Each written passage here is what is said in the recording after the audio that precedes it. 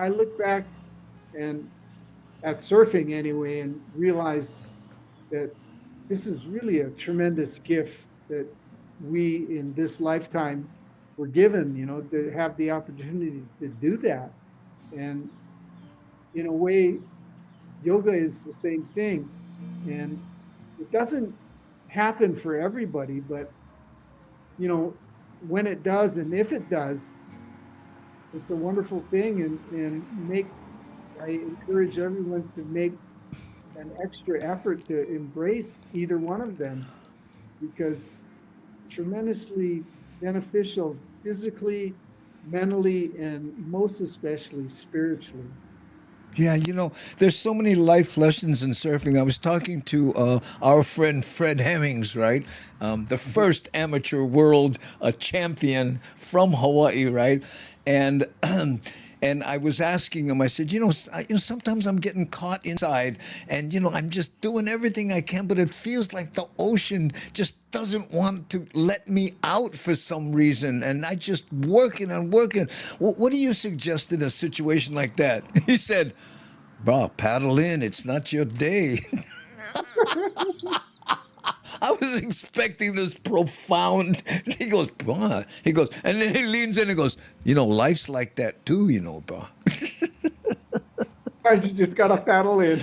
Sometimes you just gotta go. I'm going in. It's not my day." And some days are like that. Have you ever, and without getting maudlin, have you ever come close to like a wipeout that you wondered, OMG, am I gonna make it out of this one?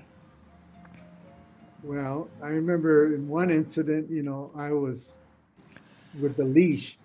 The leash can actually, I mean, it really saves you from having to swim after your board, but in a certain situation in big waves, it can become a real liability and can actually hold you underwater. And we were surfing on a place out on the south side of Maui called La Perouse Bay, which is, on a south swell, received that south swell bigger than probably any other spot in the Hawaiian Island chain. And I remember getting caught inside and being held down for not one, not two, but three waves. And I thought, this is it. And What's that?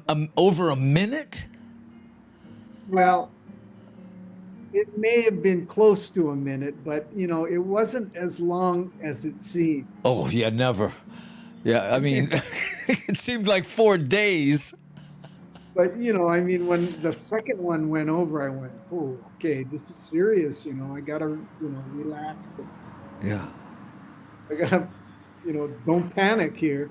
And then, I still, the leash was still holding me down because the board was pulling so far inside of me and the board was up and I was down. So you can't, go straight up. The only way you could go is at the board and to, release the tension on the lead, on the lead.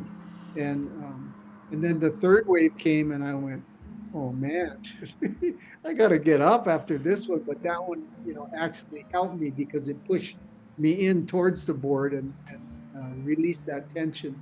And I was able to come to the surface and suck some air.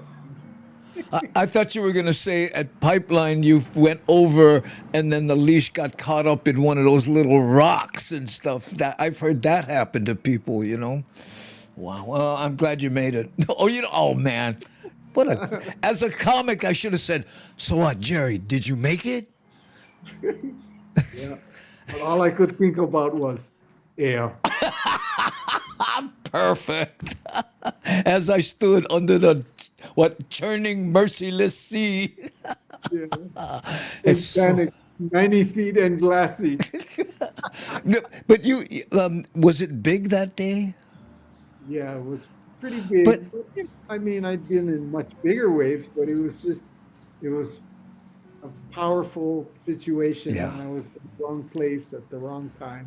Some of the worst wipeouts will happen on a 6 to 8 foot day where nobody expected to. It just, you're at the mercy of the sea, man. Unreal. Well, I'm glad you made it, brother, because you're here today.